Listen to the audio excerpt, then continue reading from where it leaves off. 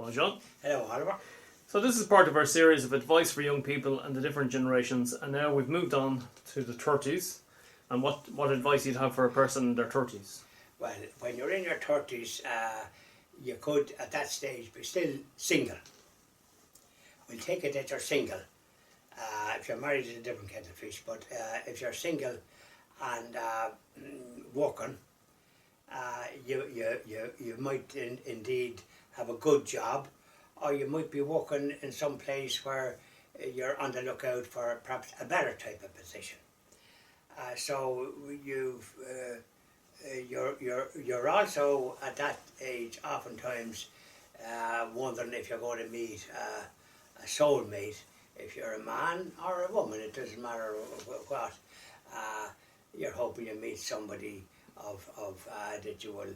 that you will find that you like and they like you, because I think that you're attracted to from the point of view of the way, the sort of a person that they are, that you have some similar type interest and that type of thing. So that's a period when you're sort of looking at that end of it, and you're often going places where hopefully that opportunity will occur. Nowadays, it's a bit, I think, even in when you're in your 30s, and I'm thinking when I was in my 30s, it was a different kind of a social scene. Really, you met people, ladies, usually at dances.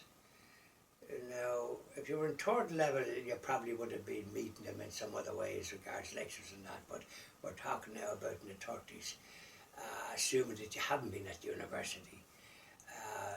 So you're on a lookout, and you're working, and maybe you're working with a mixture of men and women, and maybe even some of your own age group. But funny enough, they're a different breed, the ones that you're working with. I wouldn't use the word dry, but they can appear to be like that. And so you kind of wouldn't be attracted to them in a month of wet Sundays, because it doesn't matter what they're like. They seem to have wear a different hat, and you can't visualise them being nice and easy and that. Funny enough, though, you will meet an odd one that has good qualities, but oftentimes them ones is already otherwise engaged. So like you missed the boat there. Yeah. But in the normal course of events, we used to meet them at the kind of dances that we went to in the city, if you were in the city or wherever you happened to be. And it was all right, because at my time, alcohol wasn't, generally speaking, permitted. And you weren't expected to be, as the fellow says, inebriated. You were expected to be kind of sober as a judge, and that's sometimes not so. And anyways, so here you are, and you're on the lookout, and oftentimes they're scarce, because I remember when we used to go to the dances, it was often common for the ladies to be on one side, the gents on the other, and a bit of a rush. And oftentimes you'd get a one that wasn't your first choice, because you just missed the boat there to get to. And so, but it was all that kind of thing, and quite innocent in many ways, compared to latter times when people now, in the last number of years, in that age group, it was nightclubs. And they're, to my way of thinking, a disaster. That is no way to meet anybody. And I noticed when I was on the continent, there wasn't such a feature. I'm not talking about Britain now or this country. I'm talking about France and other countries. There didn't seem to me to be a feature. There was some other way of meeting people, but it wasn't going to disco or going to nightclubs. Even in cities.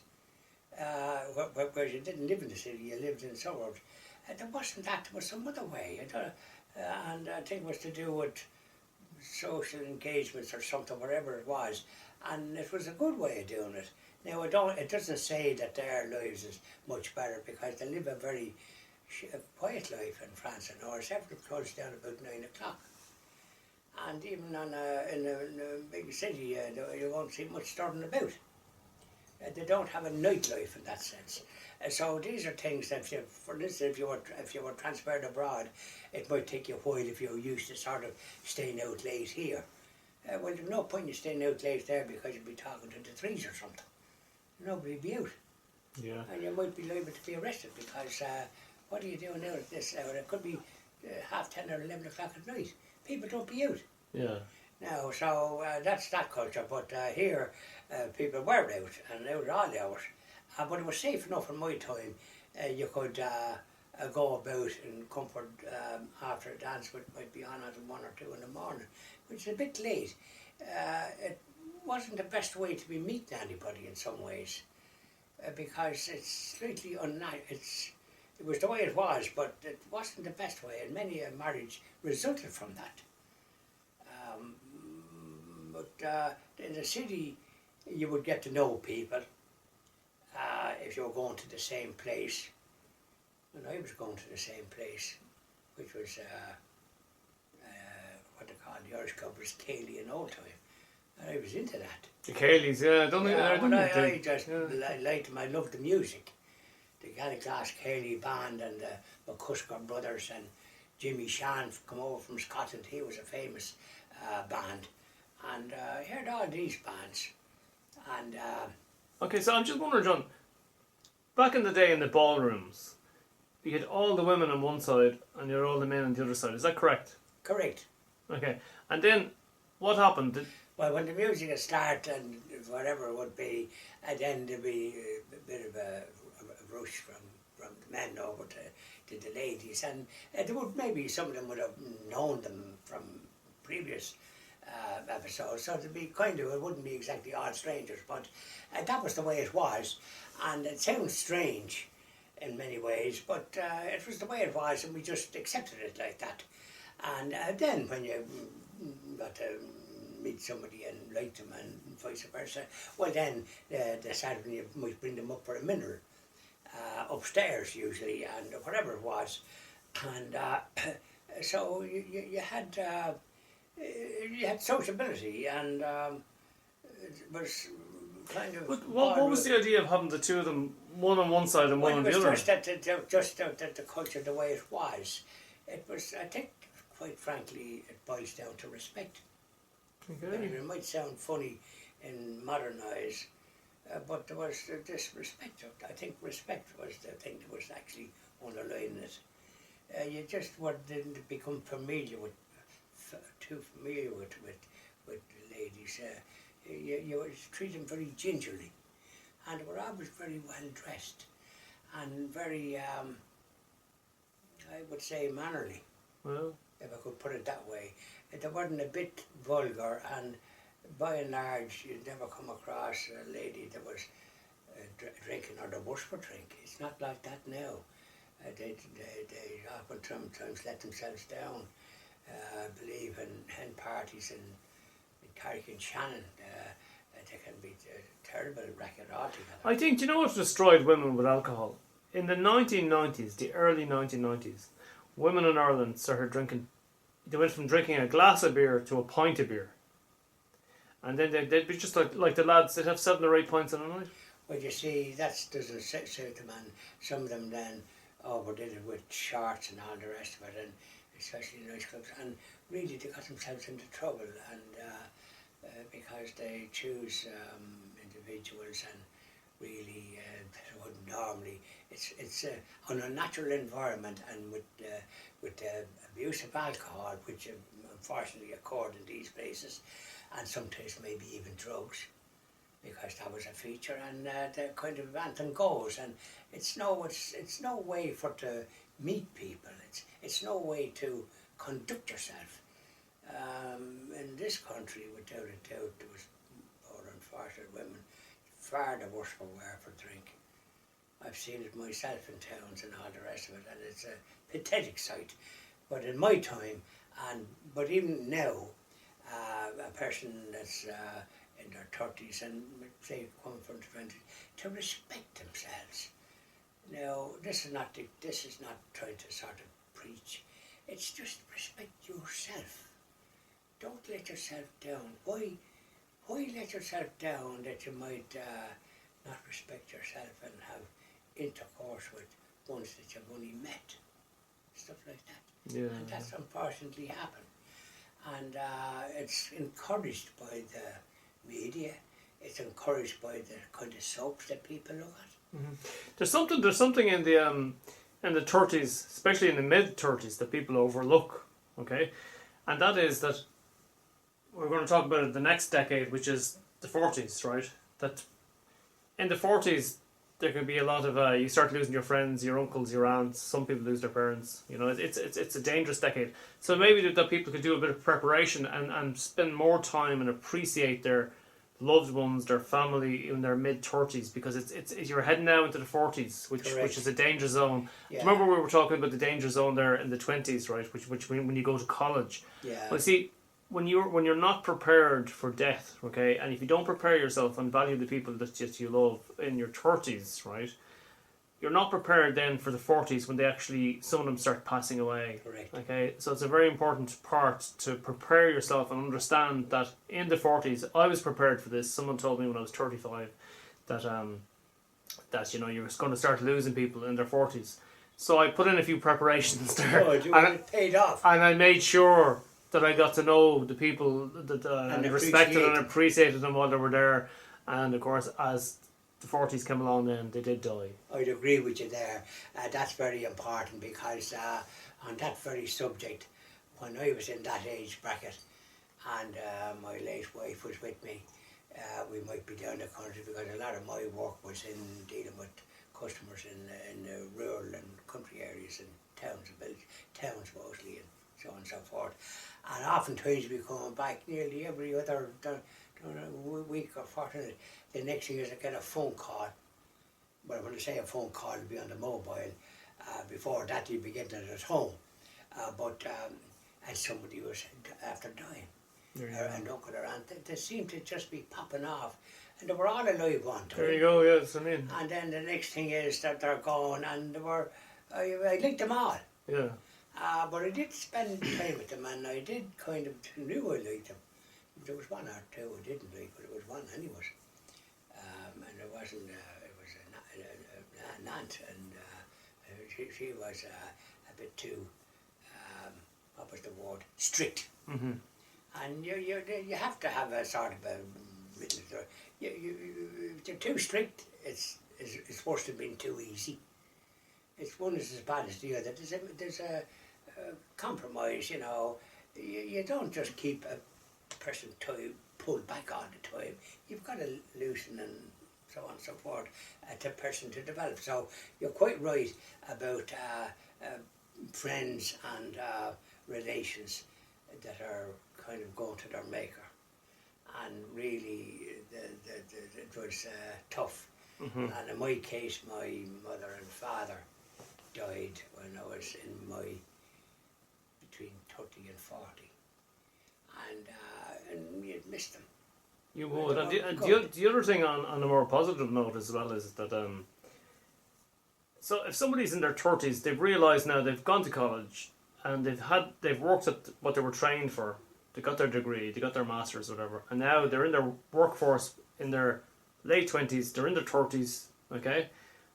It's a good time that if you don't like what you're doing, it's a good time to change career, because you still have another 30 years of working life. You have, and sometimes the pressure can be on, make sure you're in a pension with a job, but then you'd have the media talking about you'd have to be prepared to move. There was all sorts of old nonsense coming out.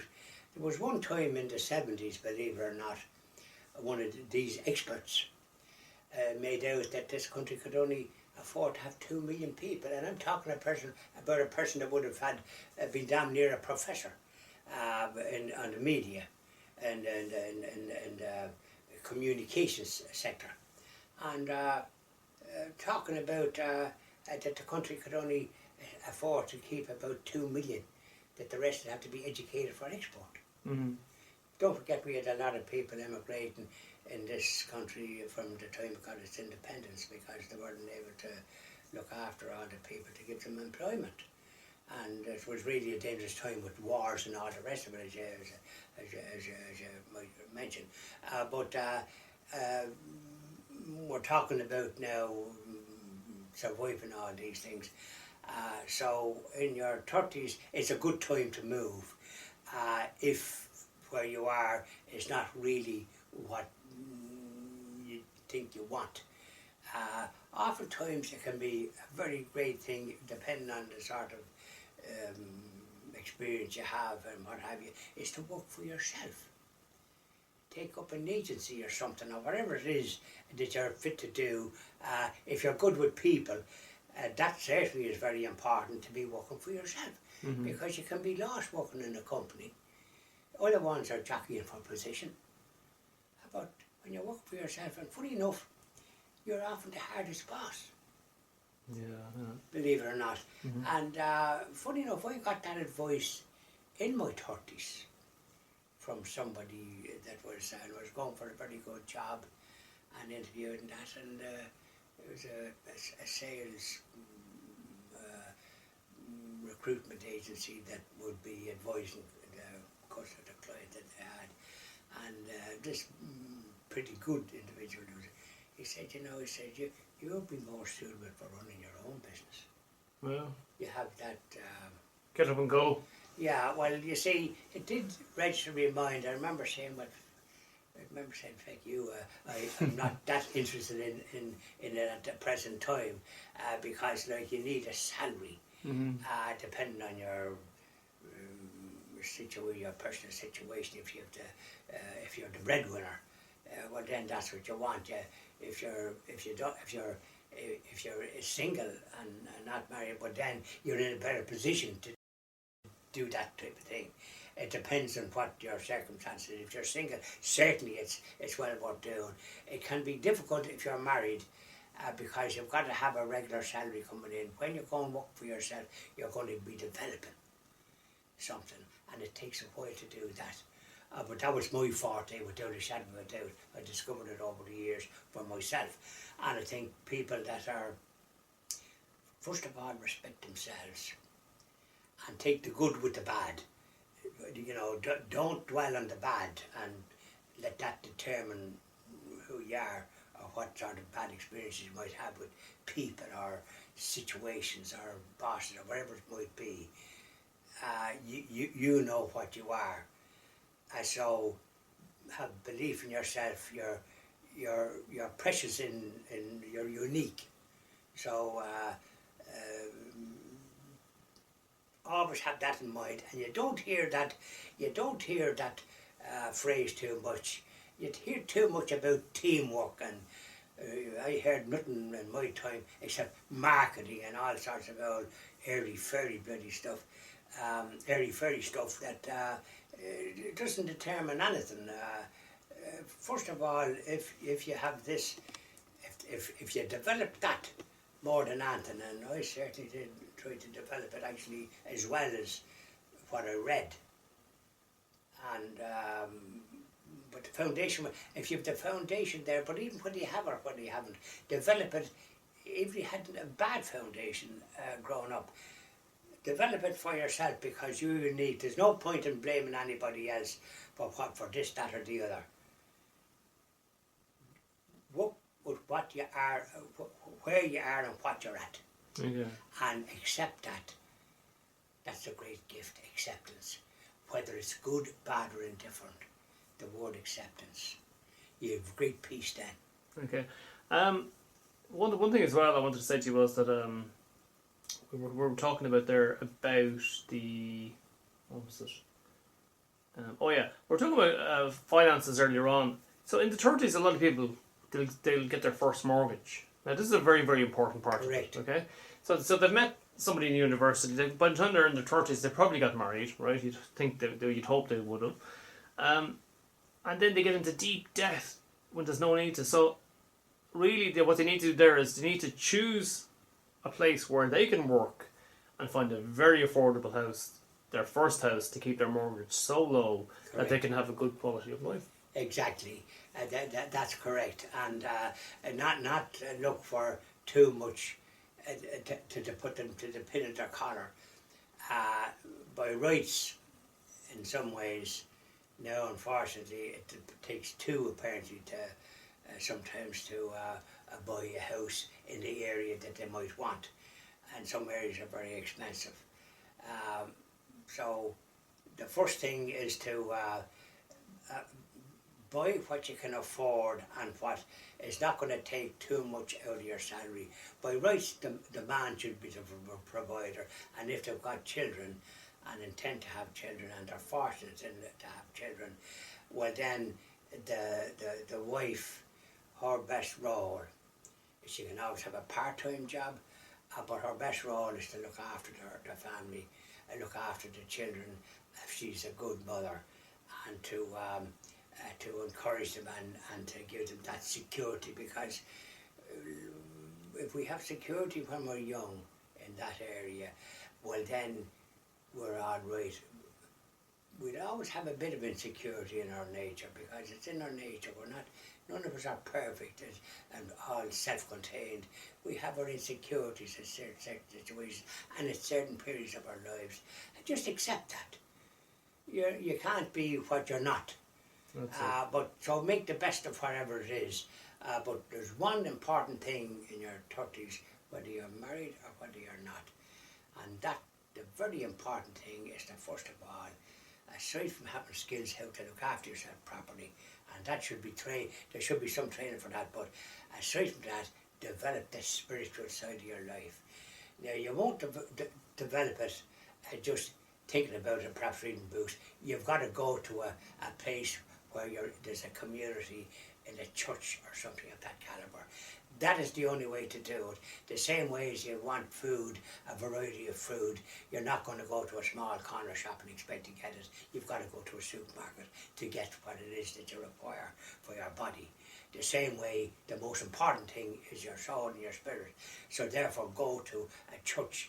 If you're a Catholic, go to what you're obliged to do, which is Mass once a week, Sunday it used to be. Now they've whipped it to Saturday Vigil and all that kind of thing, so they've messed it around a bit. Sunday was the Sabbath, and that was the day you're not supposed to work if you're a Catholic or a Christian, and that's the way it was for years. Now all that's been done away with, and this is why in some ways I think you have a country that's not really, that seems to have a lot of problems in that area. Absolutely. And the thing as well is, you mentioned health earlier on. Health now becomes more important as we go into our 30s. Correct. Yeah. And so therefore, you've there again, the same thing happens. If you're married, you've got to beforehand, but it's not always done, unfortunately. But one of the things that needs to be done is to make sure the person you're marrying has, that you're going to marry has sort of normal tendencies and doesn't want to overindulge in this, that or the other. Because you can sometimes marry a person and drink far more than what is prudent. And that can put a terrible strain. A man can do it, but women often do it as well, drinking wine and this, that and the other, and really, and then wanting to be taken out by the husband, and when really they're tired and not interested in that, but you can be browbeaten. So these are features that when you choose a mate, a partner, and you're a man and you choose a woman, or a woman chooses a man, it has to be you know, I think you have to find out as much as you can, and a lot of people don't, including myself. But it's a good thing to do that. Okay. It's a very good thing to do that, to find out as much as you can about the other person, and not just take an instinctive approach to it. Double check that they are what they say they are, and so on and so forth, and that they have a spiritual foundation in their life, that they're not too materialistic. That's a very dangerous quality to have, because you're getting older and it doesn't count. What's the point? I remember when I was doing it myself in my 50s doing life assurance, which necessitated calling on people's houses for to collect premiums every week, and so on and so forth. I remembered going to houses where when I used to have one or two friends that used to live to canvas with them in their areas, and going to nice houses, say 4-bedroom house, and suddenly there was either a man or a woman there, the husband had died and the children had gone, and they were sleeping downstairs in this lovely house, and it was very sad looking, to be honest with you. That suddenly here they were, and in a good area, and not able to sort of think to go somewhere else that'd be more suitable, where there might be more friends. They're just like lonesome. And we hear about that even in rural, we hear about in rural areas. That's why they had these sheds, they call them sheds for men, that can come together and fiddle around and make things. But in the cities you have the same thing, because I come across it. And these houses, these fine, lovely kind of detached houses and all the rest of it are good type houses, and in on their own. Children gone. And oftentimes children just leave the people alone. They don't visit them as much. But even if they do, and they have children, the children sometimes hate going to them. Well, this is the thing. In an awful lot of wealthy suburbs in Dublin, you'd have that kind of thing.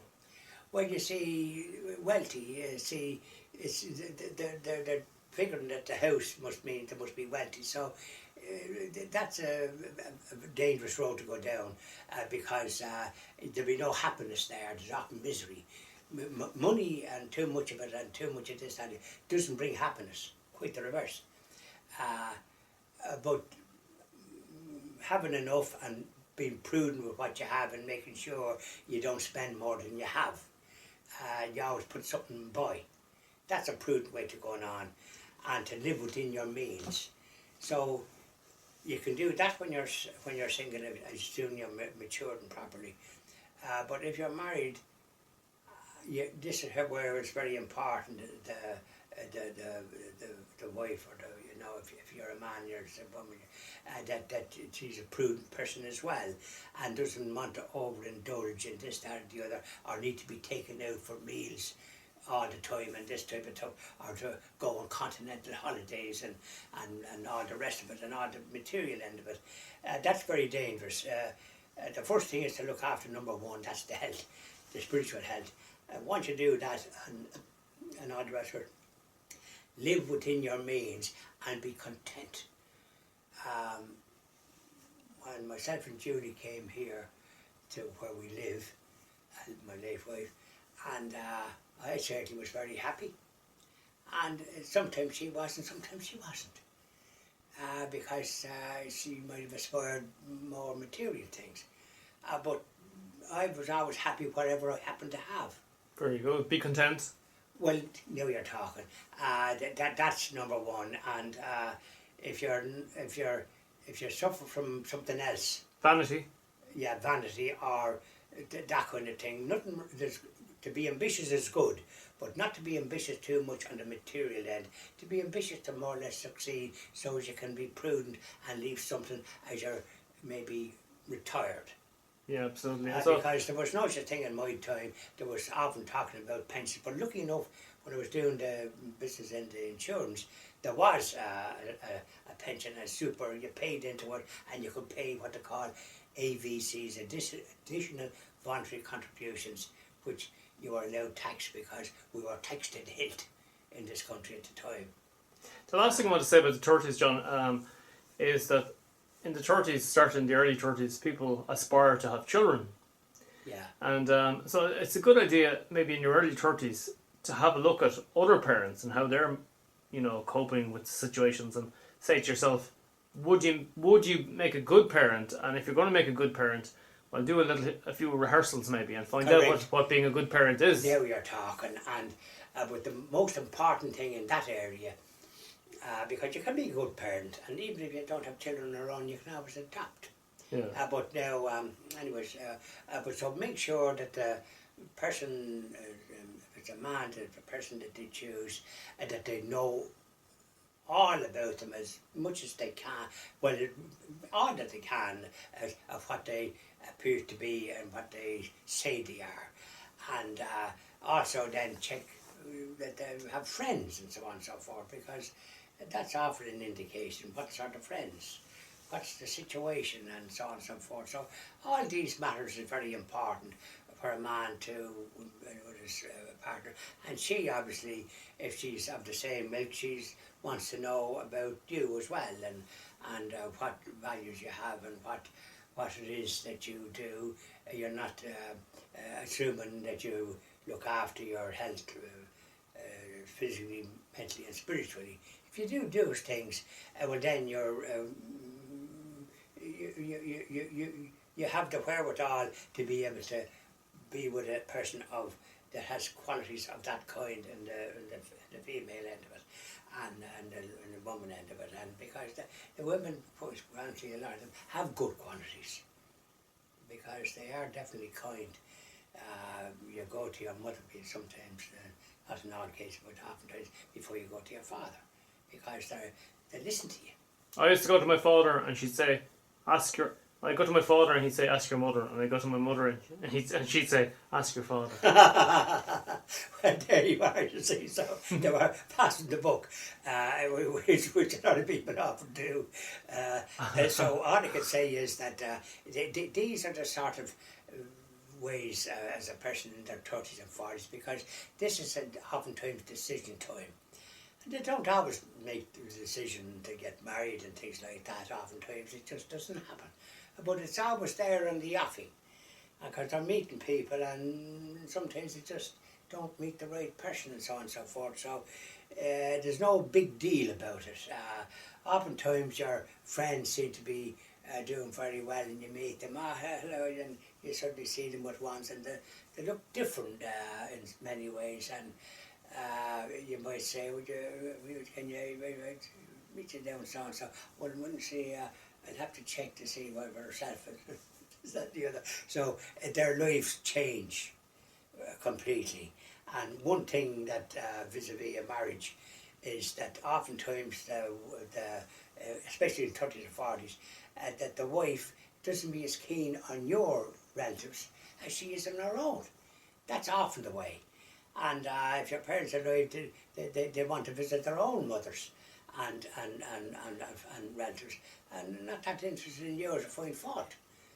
Now that something has to be watched.